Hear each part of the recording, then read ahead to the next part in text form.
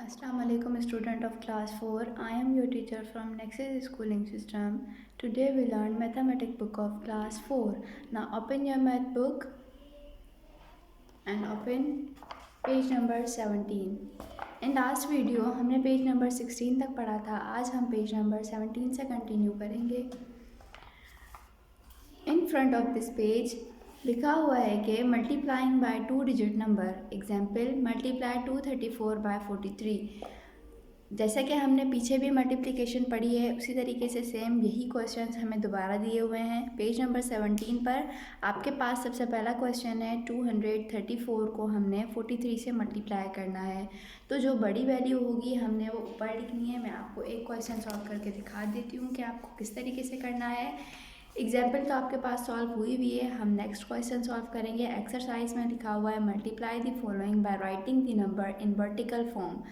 324 multiply by 23. सबसे पहला question हमारे पास है 324 मल्टीप्लाई बाय 23. इस क्वेश्चन को हम बिल्कुल इसी एग्जाम्पल के साथ टेबल पढ़ के सॉल्व करेंगे. तो आइए हम एक क्वेश्चन सॉल्व करते हैं.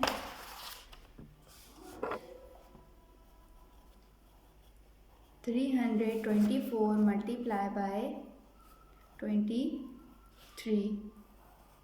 अब हम सबसे पहले क्या करेंगे, टेबल्स पढ़ेंगे. जो सबसे पहले हमारे पास नीचे वैल्यू दी हुई होगी हम उसको देखेंगे और पहली वैल्यू को देखेंगे कि पहली वैल्यू क्या है. हमारे पास फर्स्ट डिजिट है 3. तो हम इस 3 को पहले 4 से मल्टीप्लाई करेंगे, फिर इसी 3 को हम 2 से मल्टीप्लाई करेंगे, फिर इसी 3 को हम 3 से मल्टीप्लाई करेंगे.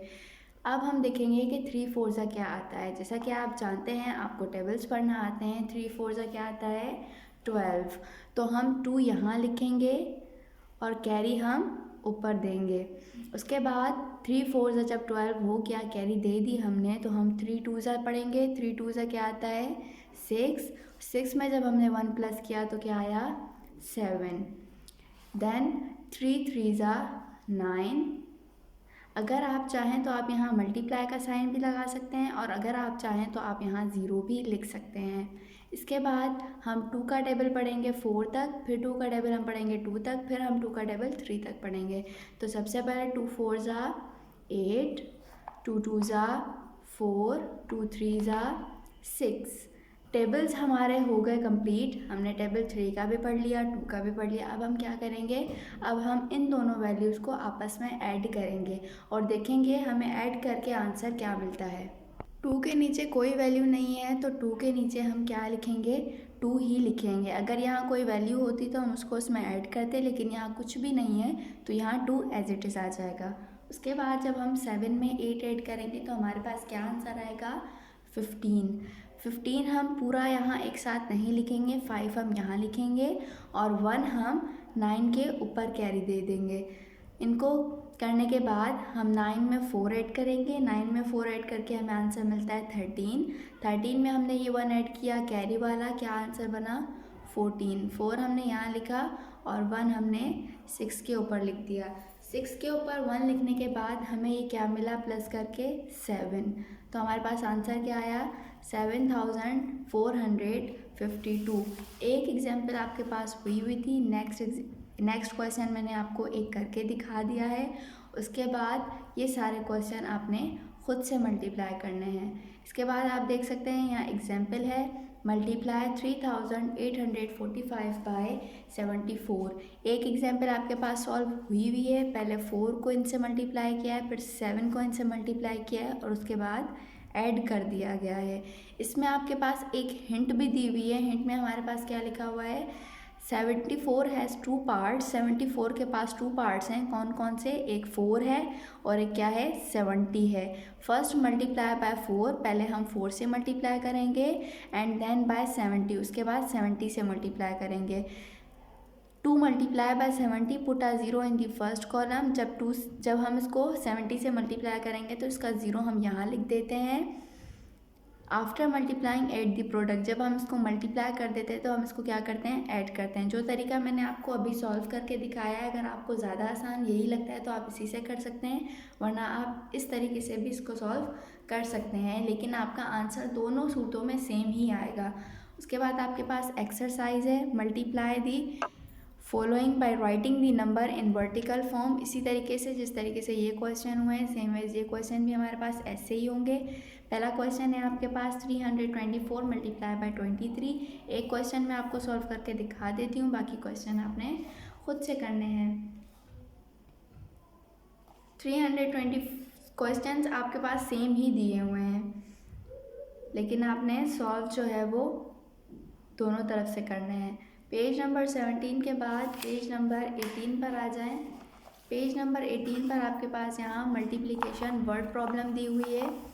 मल्टीप्लिकेशन वर्ड प्रॉब्लम में क्या करते हैं, मल्टीप्लाई करके आंसर फाइंड आउट करते हैं। सबसे पहले आपके पास वर्ड प्रॉब्लम है एग्जाम्पल 1।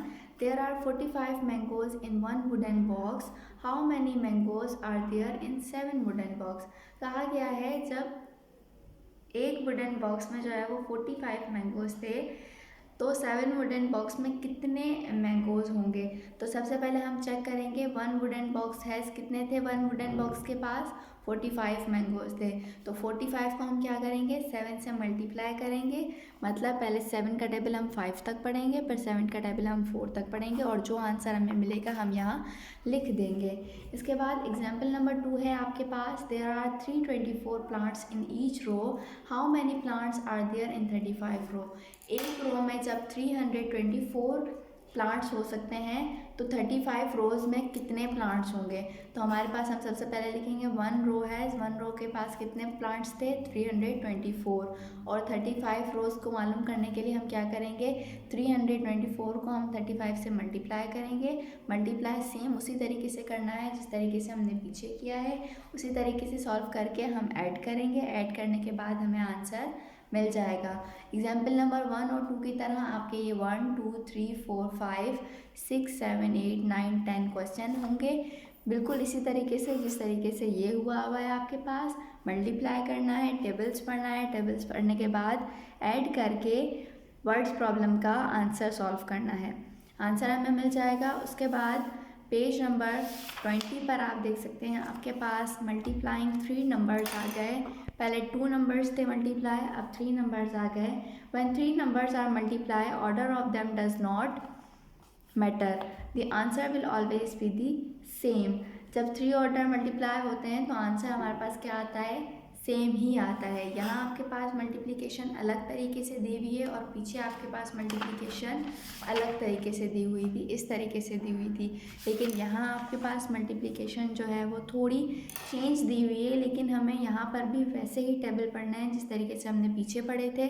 तो आइए देखते हैं ये क्वेश्चन कैसे होंगे। एग्जाम्पल नंबर 1 है आपके पास 3 multiply by 4 multiply by 2 multiply 3 multiply 4 first and then multiply the answer by 2। बोला गया है कि सबसे पहले आप 3 को 4 से मल्टीप्लाई करेंगे, 3 4 का जो आंसर आएगा उसको आप 2 से मल्टीप्लाई करेंगे। 3 4 हमारे पास 12 आया, 12 हमने लिख दिया, फिर मल्टीप्लाई लिख दिया, फिर 2 लिख दिया। अब 12 2 24। और हमारे पास दूसरा है 3 मल्टीप्लाई बाय 4 मल्टीप्लाई बाय 2। अगर आप पहले 3 को 4 से मल्टीप्लाई करें या 4 को 3 से मल्टीप्लाई करें या 4 को 2 से मल्टीप्लाई करें, जब वैल्यूज़ आपके पास दोनों जगह सेम है तो आंसर भी हमारे पास दोनों तरफ से सेम ही आएगा। चाहे आप 3 को 4 से करें पहले या 4 को 2 से करें, या चाहे आप 2 को 4 से करें या 4 को 3 से करें, नो मैटर, पर आंसर आपके पास दोनों में ही सेम आएगा। अब यहाँ आप देख सकते हैं आपके पास लिखा हुआ है multiply 4 multiply bye 5 multiply by 6। अब हम 4 को 6 से मल्टीप्लाई करेंगे तो हमें जो आंसर मिलेगा वो हम लिखेंगे, फिर उस आंसर को हम 6 से मल्टीप्लाई करेंगे। यहाँ हम फर्स्ट क्वेश्चन उतारेंगे 4 मल्टीप्लाई बाय 5 मल्टीप्लाई बाय 6। पहले हम 4 को 5 से मल्टीप्लाई करेंगे, फिर जो आंसर हमारे पास आएगा हम उसको 6 से मल्टीप्लाई करेंगे। 4 5 जैसा कि आप जानते हैं 20 आता है, 20 मल्टीप्लाई बाय 6 लिखेंगे। अब 20 को जो है वो 6 से मल्टीप्लाई करेंगे तो हमें आंसर क्या मिलेगा। आसान तरीका हमें बड़ी वैल्यू का आंसर मालूम करने का ये तरीका है, पहले हम 20 को यहाँ लिख देंगे, फिर नीचे 6 को लिख देंगे। 6 0 0, 6 2 12। आंसर क्या आया, 6 को 20 से मल्टीप्लाई करने के बाद 120। ठीक है, अब इसके बाद सेम यही आंसर आएगा इसका भी। नीचे जो लिखा हुआ है 4 मल्टीप्लाई 5 मल्टीप्लाई 6। अब पहले 5 को 6 से मल्टीप्लाई करेंगे, 5 को 6 से मल्टीप्लाई करने के बाद जो आंसर मिलेगा उसे 4 से मल्टीप्लाई करेंगे। 4 मल्टीप्लाई 5 मल्टीप्लाई बाय 6, 4 हम एज इट इज़ लिख देंगे। उसके बाद हम 5 को 6 से मल्टीप्लाई करेंगे तो हमें आंसर मिलेगा 30। अब 4 को हम 30 से मल्टीप्लाई करेंगे, आसान तरीका मैंने आपको अभी बताया। इस तरीके से देख सकते हैं आप, 4 0 ज़ा 0, 4 3 ज़ा 12। यहाँ पर भी आंसर आपके पास क्या आया 120। दोनों सिचुएशन में हमें आंसर क्या मिला है, सेम ही मिला है, चाहे हम इनको पहले मल्टीप्लाई करें या चाहे हम इनको मल्टीप्लाई पहले करें। बाकी क्वेश्चन जो आपके पास यहाँ हुए हुए हैं, ये क्वेश्चन आपने खुद से करने हैं और आपने चेक करना है क्या इनका आंसर सेम आता है। इसके बाद लिखा हुआ है multiply 3 multiply 4 multiply 2 like this. Left hand side पहले, right hand side. Left hand side पर पहले हम 3 को बाहर लिखेंगे ब्रैकेट के और 4 और 2 को हम अंदर लिखेंगे। उसके बाद 3 और 4 को हम अंदर लिखेंगे और 2 को हम बाहर लिखेंगे, तो इनका आंसर भी हमें बिल्कुल इसी तरीके से सेम मिलेगा। आपने ये क्वेश्चन खुद से करने हैं। Solve both side to see if you get the same answer. दोनों साइड्स को आपने सॉल्व करना है, क्या आप सेम आंसर ले सकते हैं। 3 मल्टीप्लाई बाय 5 मल्टीप्लाई बाय 2 है। पहले आप इस ब्रैकेट को सॉल्व करेंगे। इस ब्रैकेट को सॉल्व करने के बाद जो वैल्यू आपकी आएगी आप नीचे लिख देंगे। एक क्वेश्चन मैं आपको फिर भी इसका करके दिखाती हूँ कि ये किस तरीके से होगा। सबसे पहला क्वेश्चन है आपके पास 3 multiply bracket 5 multiply 2 is equal 3 multiply 5 bracket multiply 2। पहले हम हमेशा ब्रैकेट वाली वैल्यू सॉल्व करते हैं, बाकी वैल्यू हम सेम लिख देंगे। 3 मल्टीप्लाई हम ऐसे ही लिख देंगे, ब्रैकेट सॉल्व करेंगे 5 2 ज़ा 10 is equal 3 multiply bye 5 15 multiply 2, 3 10 ज़ा 30 और 15 2 ज़ा 30। दोनों लेफ्ट हैंड साइड और राइट हैंड साइड सेम आया है, बिल्कुल इसी तरीके से जिस तरीके से पहले वाले क्वेश्चन थे। आंसर हमारे पास सेम ही आने हैं, जिस तरीके से यहाँ सेम आए थे उसी तरीके से यहाँ पर भी हमारे पास आंसर सेम आना चाहिए। इसके बाद पेज नंबर 21 पर देखें। पेज नंबर 21 पर आपके पास मल्टीप्लाइंग बाय 3 डिजिट्स नंबर दिए हुए हैं कि मल्टीप्लाई 3 डिजिट्स नंबर करने हैं। बड़ी वैल्यू हम हमेशा ऊपर लिखते हैं और छोटी वैल्यू हम हमेशा नीचे लिखते हैं। इसी तरीके से जैसे हमने पीछे किया है, जो पहले दिया हुआ होगा हमारे पास डिजिट, उसको हम मल्टीप्लाई करेंगे सारी वैल्यूज़ से, फिर सेकंड वाले को सारी वैल्यू से मल्टीप्लाई करेंगे, फिर थर्ड वाले को सारी वैल्यू से मल्टीप्लाई करने के बाद ऐड कर देंगे। ऐड करके जो आंसर मिलेगा वो हमारे क्वेश्चन का आंसर होगा। एग्जाम्पल तो मैं आपको आपके पास सॉल्व हुई भी है, मैं आपको एक क्वेश्चन सॉल्व करके दिखाऊंगी एक्सरसाइज का। Multiply the following by writing the number in vertical form. Numbers को वर्टिकल फॉर्म में लिखने के बाद हमें इसको सॉल्व करना है। तो क्वेश्चन नंबर 1 है आपके पास 4848 मल्टीप्लाई बाय 23। तो क्वेश्चन हम उतारेंगे 4848 मल्टीप्लाई बाय 23। अब हम पहले 3 का पढ़ेंगे टेबल सारी वैल्यू से, फिर 2 का पढ़ेंगे टेबल। उसके बाद हमें जो आंसर मिलेगा वो हमारा इस क्वेश्चन का आंसर होगा। 3 8 जा हमारे पास आता है 24, 2 हम यहाँ लिखेंगे, 4 हम नीचे लिख देंगे। उसके बाद 3 4 जा हमारे पास आता है 12 में हम 2 प्लस करेंगे 14 हो गया, 1 यहाँ लिख दिया, 4 यहाँ लिख दिया। 3 8 जा हमारे पास 24 आता है, 24 में हम 1 प्लस करेंगे 25 हो जाएगा, 2 यहाँ लिखा और 5 यहाँ लिख दिया। 3 4 जा हमारे पास 12 होता है, 12 में 2 प्लस करेंगे हमारे पास आंसर 14 आएगा। 3 का टेबल पढ़ने के बाद हम 2 का टेबल पढ़ेंगे। 2 8 जा आप जानते हैं 16 है, 6 यहाँ लिखा, 1 यहाँ लिखा। 2 4 जा 8 है, 8 में 1 प्लस करेंगे 9। 2 8 जा 16 है, 6 यहाँ लिखेंगे, 1 इसके ऊपर कैरी देंगे। 2 4 जा 8 है, 8 में 1 प्लस करेंगे 9 आएगा। कैरीज़ का आपने ज़रूरी ख्याल रखना है और डिजिट्स के नीचे ही डिजिट्स लिखने हैं। 4 के नीचे जब कुछ नहीं है तो 4 ही आएगा। 6 में हमने 4 ऐड किया तो हमारे पास 10 आएगा। 9 में हमने 5 ऐड करने के बाद ऊपर कैरी दी हुई है वो भी ऐड करनी है। 9 में हम 5 ऐड करेंगे तो 14 आएगा और ऊपर एक जो कैरी है उसको हम ऐड करेंगे 15। इसके बाद 6 में 4 ऐड करेंगे तो 10 होगा, 10 में 1 प्लस करेंगे 11। 9 में 1 ऐड करेंगे 10, 10 में 1 ऐड करेंगे 11। आंसर आपके पास ये आ गया है आप देख सकते हैं आपका मल्टीप्लाई का एक क्वेश्चन सॉल्व जो किया था उसका आंसर हमें मिल गया है। जब भी आप मल्टीप्लाई करेंगे तो कैरीज का बिल्कुल सही से ख्याल रखना है और डिजिट्स के नीचे ही डिजिट्स लिखेंगे। अगर आपने एक भी क्वेश्चन का डिजिट इधर उधर किया तो आपका क्वेश्चन पूरा गलत हो जाएगा। इसके बाद पेज नंबर 21 पर आपके पास वर्ड्स प्रॉब्लम दी हुई है। वर्ड्स प्रॉब्लम भी हमें सेम ऐसे ही करनी है जिस तरीके से हमने पीछे वाली वर्ड्स प्रॉब्लम की हैं। क्वेश्चन नंबर 1 है, there are 24,678 sacks of rice in one shed. How many sacks of rice will there be in 213 sheds? जब एक बोरे में आपके पास इतने राइस थे तो 213 शेड्स में आपके पास कितने राइस होंगे वो मालूम करने के लिए हम पहले बड़ी वैल्यू जो है वो ऊपर लिखेंगे और छोटी वैल्यू हम नीचे लिख के इसको मल्टीप्लाई करेंगे और मल्टीप्लाई करने के बाद हमें जो आंसर मिलेगा हम वो लिख देंगे। लेकिन वर्ड्स प्रॉब्लम में भी आपने सेम वैसे ही करना है जैसे पीछे आपने वर्डिंग भी लिखी है, उसी तरीके से आपने करना है। प्रॉब्लम सॉल्व करके दिखाती हूँ मैं आपको एक किस तरीके से होगी। पहले हम लिखेंगे राइस इन वन शेड, कितने राइस थे 24,678 थे और हमें मालूम क्या करना है कि 213 शीट्स में कितने राइस होंगे। तो हम 213 को जो है वो मल्टीप्लाई करेंगे 24,678 से।